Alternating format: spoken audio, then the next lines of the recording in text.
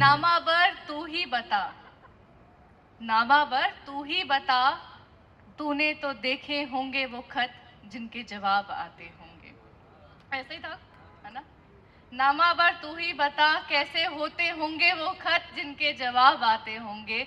और मैं चाहूंगी कि हमारे इन खतों का जवाब देने के लिए कैना श्री यहाँ पर आए और सबको सुनाएं। जाग गए।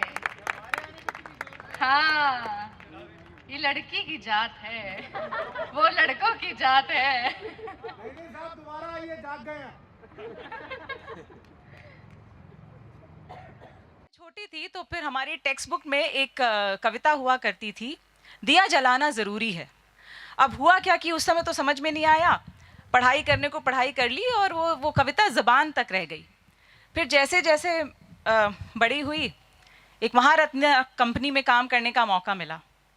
हमारी कंपनी जो है, जिसमें मैं पिछले 18 साल से कार्यरत हूँ, हम बिजली बनाते हैं देश के लिए।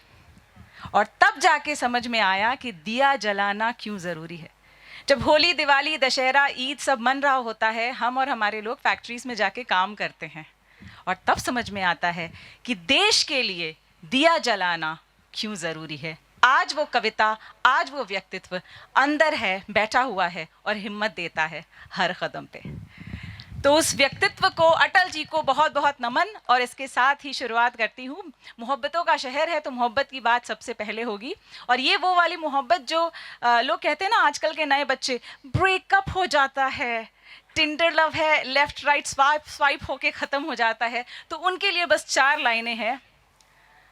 वो इश्क ही कैसा, वो इश्क ही कैसा जिसमें तुम टूटे नहीं, जले नहीं, बिखरे नहीं, जिसने तुम्हें सीधी राह से भटकाया नहीं, सुलग सुलग कर मंजिल तक पहुंचाया ही नहीं, जोर से गिरना और गिर कर उठना सिखाया नहीं। वो इश्क ही कैसा जिसने तुम्हें जीना समझाया ही नहीं।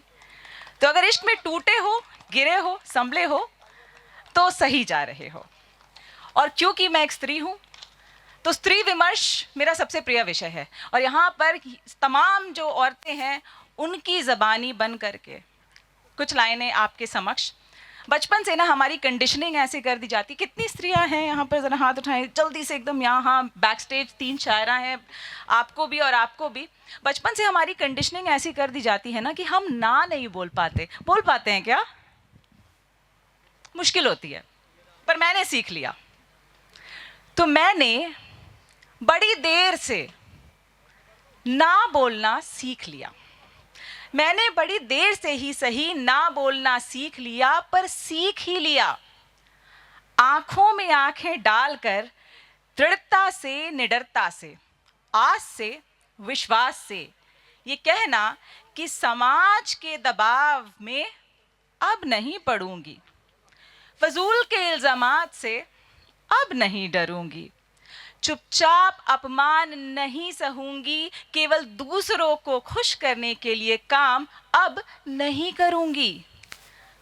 तुम मुझे दायरों में बांधना नहीं, झूठी इज्जत के कायदों में साधना नहीं। जो करना चाहिए था मुझे बहुत पहले, वो अब जाके समझा है मैंने कहीं। इसीलिए सीख लिया है मैंने हर बार बोलने के पहले हाँ को तौलना। इसलिए सीख लिया है मैंने सही वक्त, सही समय, सही जगह, सही बात पर ना को बोलना।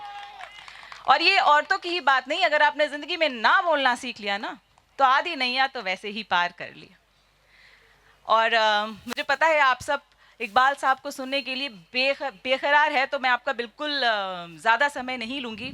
एक ऐसी नज़्म है, नज़्म क्या कहूँ, मतलब आपने शायरी सुन ली, आपने कविता सुन ली, आपने विभिन्न आपने गज़ल भी सुनी।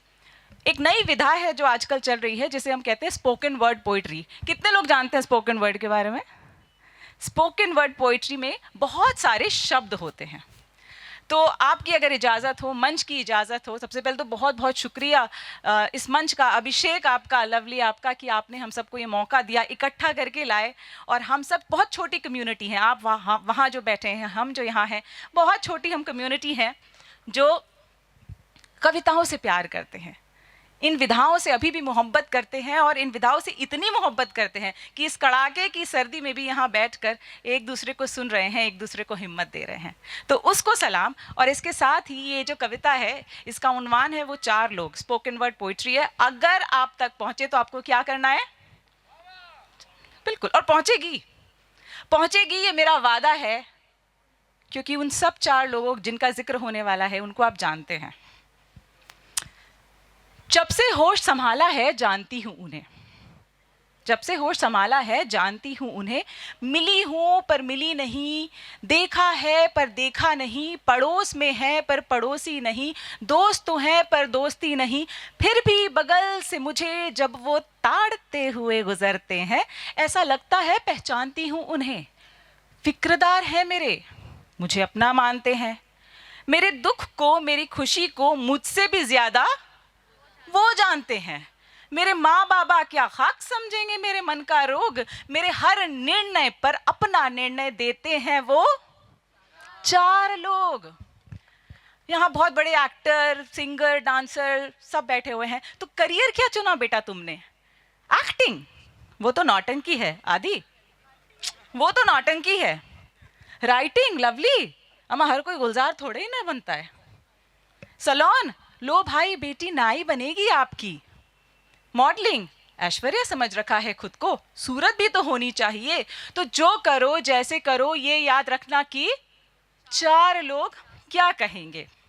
लाइफस्टाइल क्या बना रखी है तुमने? इतने छोटे कपड़े? ना ना, बुरी नजर को खुला आमंत्रण। पार्टीज? तौबा तौबा, ड्रग्स वगैरह भी लेती है क्या? बॉयफ्रेंड? सवा सत्यानाश। इज्जत तो गई आपकी। खाना नहीं बनाना आता, शादी कौन करेगा भला। तो जो करो जैसे करो ये याद रखना कि 4 लोग क्या कहेंगे। जी, मेरी जान के दुश्मन, बहुत धन्यवाद भाई, मेरी जान के दुश्मन वो 4 लोग। पहचानती तो नहीं पर उन चारों का चेहरा एक जैसा लगता है। आंखें जरूर बड़ी हैं, मेरी गलती पर खुलकर लाल हो जाती हैं। कुकुरनुमा, कुकुरनुमा मतलब कुत्ते जैसी कान है, मेरी फुसफुसाहट पे खड़ी हो जाती है। सूप नखा की नाक है, मेरी गलती पर कट जाती है। और बात नहीं सर्प डंक है, बातों से डरना जिसकी फितरत है। जहां जाती हूँ जिधर जाती हूँ सबको डरा रखा है। वैल्यू एजुकेशन की दुकान है, मॉरल साइंस का स्पार्ट सबको पढ़ा रखा है। तुम होगे बड़े 30 मार खां, काम अनमोल किए होंगे, पर सही है या गलत तय वो 4 लोग करेंगे। घर चलाना आता है तुम्हें लेडीज? घर चलाना आता है तुम्हें? फर्नीचर ये क्या ले आई? गोदरेज लाना था ना। डॉक्टर? लो कपूर को दिखा दिया, चड्डा को दिखाना था ना। हॉलिडे? विंटर्स में सिर्फ स्विट्जरलैंड जाना था ना। शॉपिंग खुद ही कराई, मुझे साथ लेके जाना था ना। और मेरे ओपिनियंस पर भी उनके सवाल। पॉलिटिक्स? सुधर जाओ, कम्युनिस्ट बातों से पेट नहीं भरता। रिलीजन? नास्तिक हो नरक में भी जगह नहीं मिलेगी। जेंडर? LGBTQ, ये क्या जेंडर हुआ भला? पेट्रियाटिज्म? न लेफ्ट हो न राइट हो, पेट्रियट खाक हो। और फिर उनके अनगिनत पर्सनल सवाल।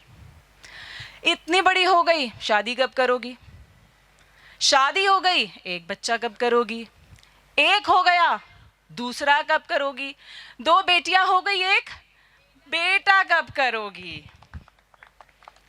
सच तो ये है कि उम्र दर उम्र गुजरती गई और हर दिन इस डर में निकला कि 4 लोग क्या कहेंगे।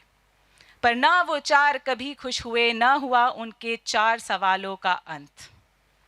पर समय रहते समझ गई मैं, और मैंने उनकी कोई बात न मानी।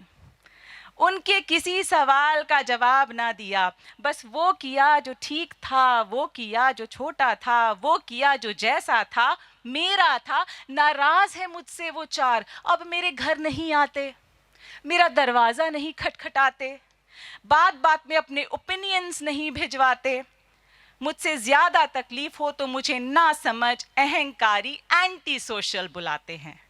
पर अब वो पड़ाव है कि मुझे उनकी फिक्र नहीं और उनमें मेरा जिक्र नहीं। फिर भी उनमें एक दम्भ है। दम्भ, अभिमान। कहते हैं आज नहीं कल, कहते हैं कल जब मैं शिथिल पड़ जाऊंगी, यहीं कहीं कोने से निकल के आएंगे वो 4 लोग, मेरे बांस की सेज को सजाने, मुझे कंधा देने या फिर मेरी मैयत पर फूल चढ़ाने।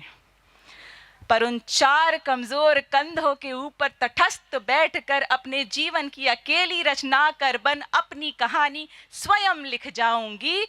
हार के भी जीत जाऊंगी और जीत कर भी हार जाएंगे कौन? वो 4 लोग। तो बस यही समझाना था आपको कि आप जहां हैं, जैसे हैं, बहुत सुंदर हैं, बहुत ठीक हैं, बहुत अच्छे हैं, सबको आने दें, बस उन 4 लोगों को न्योता ना दें। और जाते जाते बस एक और छोटी सी मैसेज कह लीजिए आपके लिए। हमारा प्यार आप तक पहुंचे और इस कविता को लेकर के आप नए साल में प्रवेश करें, ऐसी मेरी कामना है। जो कभी अगर ठहर जाओ तुम, जो कभी अगर ठहर जाओ तुम, थक जाओ या घबराओ तुम, तो रुक कर थोड़ा खुद को जी भर कर देखो, तो रुक कर थोड़ा खुद को जी भर कर देखो, थोड़ी अपनी तारीफ भी कर कर देखो। देखो कितनी दूर हो आए, सुलग कर बिखर कर, पर चल तो पाए। देखो तूफानों से कैसे लड़े तुम, हर कदम पे स्वावलंबी कैसे अड़े तुम। एक सांस लो गहरी और खुद से बोलो कि जो चाहेगा वो पाएगा। रिमेंबर दिस, जो चाहेगा वो पाएगा, सब ठीक है और नहीं भी तो हो जाएगा। अपनी राह बना लेंगे हम, कदम से कदम मिला लेंगे हम, चाहे जितनी दूर हो मंजिल, भले हो देर, अपनी ज़मीं और अपना आसमां पा लेंगे हम। थैंक यू, बहुत शुक्रिया।